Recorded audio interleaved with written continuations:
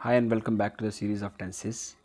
Once again फिर से शुरू करेंगे जो हमने शुरू किया है टेंसेस की सीरीज़ का। आज जो है वो फ्यूचर परफेक्ट टेंस की बात करेंगे हम। इससे पहले हमने मोस्टली सारे टेंसेस पढ़ लिए हैं। इसके बाद एक टेंस फ्यूचर परफेक्ट कंटिन्यूस ही बचा है। हाँ, मोस्टली जब हमने फ्यूचर टेंस शुरू किया था फ्यूचर इंडेफिनिट में सारे रूल्स क्लियर हो गए थे। वही रूल्स जो हैं यहाँ पे भी एप्लीकेबल हैं इस टेंस में। फिर भी हम जो है वन बाय वन रूल्स पढ़ेंगे ताकि आपको अच्छे से समझ आ जाए। ठीक है, यहाँ पे जो है सबसे पहले हम बात करेंगे sentence ending with sound. Sound में हम क्या लिखते हैं? चुकेगा, गा। ठीक है, चुकेगा, चुकेगी और चुकेंगे। ठीक है, गागेगी हम लिखते हैं। जैसे हमने प्रेजेंट फ्यूचर इंडेफिनिट टेंस में गागेगी किया था, प्रेजेंट फ्यूचर कंटिन्यूस टेंस में रहेगा, रहेगी, रहेंगे, वैसे ही चुकेगा, चुकेगी। तो उसी को मैं आपको बता दूं, प्रेजेंट परफेक्ट टेंस में हमने चुका है लिखा था, पास्ट परफेक्ट टेंस में चुका था लिखा था, और फ्यूचर परफेक्ट टेंस में हम चुकेगा लिख रहे हैं। ठीक है, इसका हेल्पिंग वर्ब जो है वो विल हैव है और शैल हैव है। आपको पता है कि मॉडर्न जो ग्रामर है उसमें विल हैव ही यूज़ होता है मोस्टली। आई वी के साथ हम फिर भी आई वी के साथ शैल हैव यूज़ कर सकते हैं, गलत नहीं होगा, बट हम विल हैव यूज़ करते हैं तब भी वो सही रहता है। तो कंफ्यूज ना होते हुए तो हमें जो है विल हैव शैल हैव का रूल्स जो है वो यूज़ करना है। और क्या यूज़ करना है? हमने third form of the verb use करना है। Third form of the verb use करना है। नेगेटिव सेंटेंसेस की बात करें तो नेगेटिव सेंटेंसेस में हमने क्या यूज़ करना है? Negative sentences will not have use करना है और शैल नॉट हैव यूज़ करना है। ठीक है, इंटरोगेटिव सेंटेंस की बात करें, third form of the verb मैंने आपको पहले भी बता दिया, third form of the verb use होगा किसके साथ? विल हैव और शैल हैव के साथ third form of the verb use होता है। और विल नॉट हैव और शैल नॉट हैव नेगेटिव में यूज़ होगा। विल हैव और shall have is use before the subject. Mostly हम विल हैव की ही बात करते हैं। ठीक है, आई वी के साथ हम शैल हैव भी यूज़ कर सकते हैं। हाँ, मैं आपको पहले ही बोल चुका हूँ, वो भी गलत नहीं होगा। बट अगर आप विल हैव ही यूज़ करते हैं सबके साथ, आई ही शी सिंगुलर प्लूरल कुछ भी है सब्जेक्ट, तो और third form followed by third form, तो वो भी सही रहेगा। ठीक है, थोड़ा सा स्ट्रक्चर की बात करते हैं। स्ट्रक्चर में देखो, सब्जेक्ट है, सब्जेक्ट के साथ विल हैव और पास्ट पार्टिसिपल, यानी कि third form of the verb की थर्ड फॉर्म V3। ठीक है, ही will have, he subject, will have done third form, it by this evening. ठीक है, ये बात हो गई। ठीक है, अब नेगेटिव में क्या है? सब्जेक्ट है, विल नॉट हैव, वही आ गया, विल हैव है, नॉट यहाँ पे यूज़ किया, और क्या है? V3 है। आई होप आपको बात समझ आ रही होगी। He will not have done it by this evening.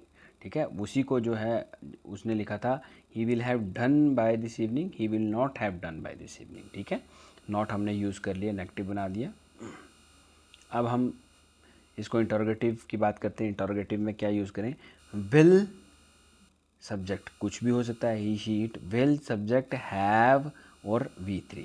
ठीक है, आपको समझ आ गई? जैसे विल है, ही है, हैव, विल ही हैव। ठीक है, क्योंकि हमारा जो है विल हैव है, तो विल ही हैव और V3 क्या है? Done it by this evening. ठीक है, फिर से स्ट्रक्चर आपको फिर से बता दूं। पॉजिटिव में I, you, he, she, it, they, we, और उनके साथ क्या है? विल हैव और V3। ठीक है, नेगेटिव में I, you, we, they, will not have या वोंट, और क्या है? V3।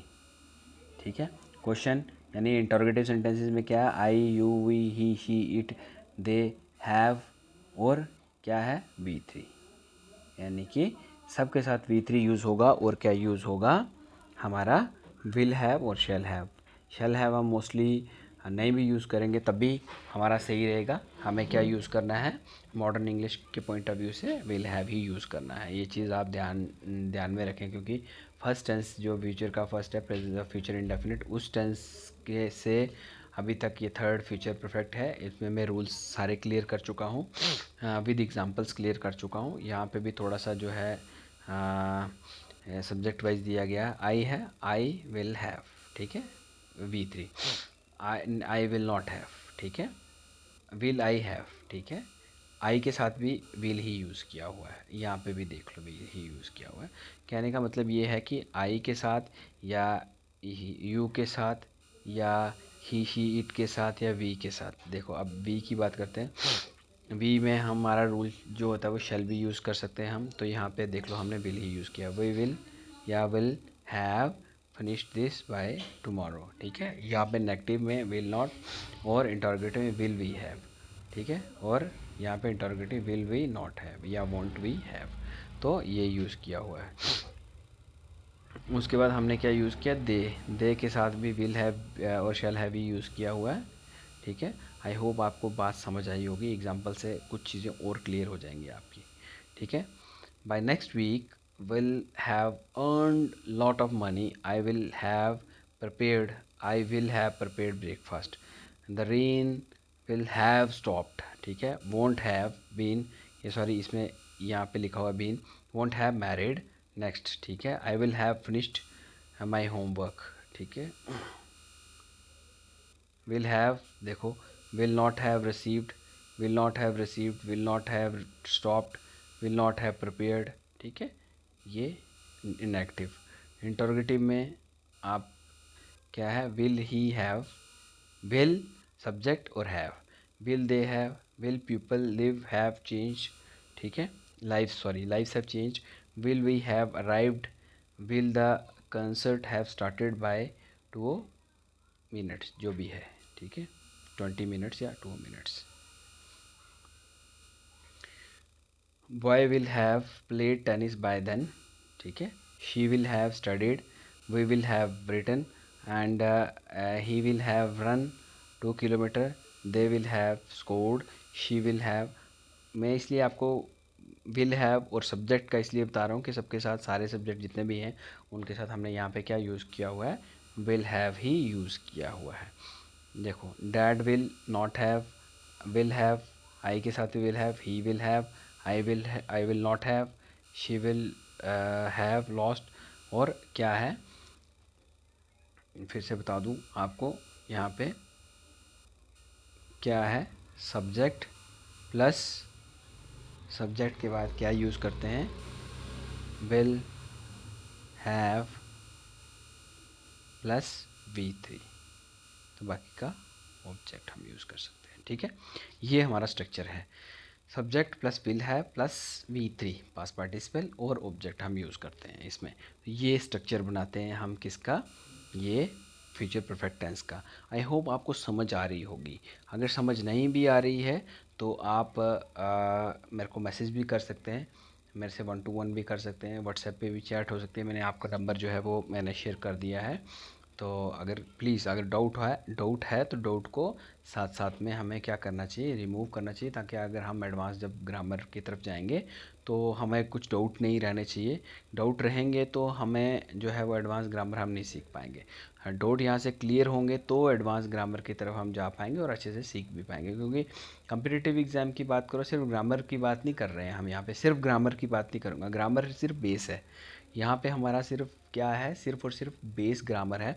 उसके बाद ग्रामर के बेसिस पे जितनी भी जो हमारा कम्पिटिटिव एग्ज़ाम है या हमारा एकेडमिक्स है, ग्रामर के बेसिस पे ही सारी इंग्लिश लैंग्वेज जो है वो डिपेंड करती है। जैसे मैं आपको बताऊं कि हमारे एकेडमिक्स में जितने भी हमारे 10th का बोर्ड के एग्ज़ाम ले लो आप, 12th का बोर्ड का एग्ज़ाम ले लो, या ग्रेजुएशन के एग्ज़ाम ले लो, या ऑनर्स के एग्ज़ाम ले लो, सभी एग्ज़ाम में आप मोर ओवर मैं आपको बात बताऊंगा कि आप आइल्स की बात करो, आइलेट्स की बात करो, या हमारे कोई भी और कम्पिटिटिव एग्ज़ाम्स की बात करो, तो वहाँ पे हमें क्या पूछा जाता है, मोस्टली ग्रामर पोर्शन तो पूछा जाता है। देखो वहाँ पे सेक्शंस में चीज़ों को डिवाइड किया होता है, एकेडमिक्स में सेक्शन में डिवाइड किया होता है, और सेक्शन की चीज़ें जो हैं हमारे कम्पिटिटिव एग्ज़ाम में पूछी जाती हैं। लाइक हमारी रीडिंग सेक्शन है, अगर हम एकेडमिक्स की बात करें, रीडिंग सेक्शन है, राइटिंग सेक्शन है, लिटरेचर सेक्शन तो चलो हम जो पढ़ेंगे लिटरेचर वो होगा, ग्रामर सेक्शन है, ठीक है। ये 3 सेक्शन जो होती है ये सारी की सारी होली सोली जो है वो किस पे डिपेंड करती हैं, इंग्लिश के बेस पे डिपेंड करती हैं जो हम पढ़ते हैं, ठीक है। फर्स्टली मैं इस पे आऊँगा, रीडिंग सेक्शन पे आऊँगा। रीडिंग सेक्शन में क्या होता है, रीडिंग सेक्शन में होता है हम लोगों को कंप्रीहेंशन दिया गया हुआ है, ठीक है। कंप्रीहेंशन दिया गया हुआ है या अनसीन पैसेज दिया गया हुआ है, तो हमने क्या करना है, उसको रीड आउट करना है। तो क्वेश्चन दिए गए हैं, ब्लैंक्स दी गई हैं, मैच द फॉलोइंग दिया गया हुआ है, तो उसको हमने क्या करना है, उसको सॉल्व करना है। तो वो सॉल्व हम इसलिए इस तरह से कर पाएंगे ईज़िली। हाँ, मोस्टली लोग जो हम जैसे पढ़ते हैं, हाँ 10 क्वेश्चन होंगे, 10 में से 6 5 6 हम कर लेंगे। नहीं नहीं भी अगर हमने अगर अच्छा पढ़ा है, ग्रामर की नॉलेज थोड़ी रखी है, अगर हम पूरी ग्रामर की नॉलेज रखेंगे 10 में से 10 क्वेश्चन करें, क्योंकि ये मैथमेटिक्स मार्क्स जो होते हैं मैथमेटिकल मार्क्स होते हैं। तो कम्पिटिटिव एग्ज़ाम में 4 5 6 नंबर 7 नंबर लेने से आदमी कभी पास नहीं होता। कम्पिटिटिव एग्ज़ाम में आपके नंबर जो होंगे वो 9 होंगे या 10 होंगे। 80 मार्क्स प्लस वाला ही कम्पिटिटिव एग्ज़ाम में कम्पीट कर सकता है, वो भी कहाँ पे, इंटरव्यू के लिए कम्पीट कर सकता है। ये जो पीएससी की जॉब्स होती हैं, या 9+ वाला जो कैंडिडेट होता है, 9+ वाला एक्सपीरियंस जो भी होगा, 90 जिसके यानी कि 90+ मार्क्स जिसके होंगे, तो वही जो है वो जॉब के लिए एलिजिबल होगा। इसीलिए जो लिटिल नॉलेज कहते हैं, लिटिल नॉलेज इज़ डाइजेस्टिंग, के नॉलेज तो है आपको, थोड़ी सी है जो अभी आपने अपने बेसिस पे पढ़ा है, तो उसके बेसिस पे आपने कितने नंबर ले लिए, 5 6 नंबर ले लिए, तो वो जो है आज की रिक्वायरमेंट को फुलफ़िल नहीं करता है। तो इसीलिए आपने बेसिक ग्रामर पे फोकस करना है, बेसिक ग्रामर को सीखना है, बेसिक से एडवांस ग्रामर की तरफ जाना है, ताकि किसी भी एग्ज़ाम में ग्रामर से रिलेटेड क्वेश्चन आए तब भी आप कर पाओ, कंप्रीहेंशन आए तब भी आप कर पाओ, अनसीन पैसेज आए तब भी आप कर पाओ, कोई भी इंग्लिश का कुछ कोई भी हो। क्योंकि किसी भी कम्पिटिटिव एग्ज़ाम में अगर 100 मार्क्स का पेपर है तो 20 या 25 मार्क्स की इंग्लिश होगी ही होगी। कोई भी कम्पिटिटिव एग्ज़ाम है उसमें 20 या 25 मार्क्स की इंग्लिश होगी ही होगी। अगर इंग्लिश नहीं भी होगी तो उसमें जैसे हम बात करते हैं, मैं इसमें थोड़ा सा आपको ऐड ऑन भी करूँ तो आपकी इन्फॉर्मेशन नॉलेज के लिए, जैसे नेशनल एलिजिबिलिटी टेस्ट है, तो उसमें भी क्या होता है, उस कुछ लोगों ने अगर दिया होगा, फेस किया होगा, या किसी से आप बात कर सकते हो जो आपके भाई बंधु हैं उन्होंने फेस किया होगा।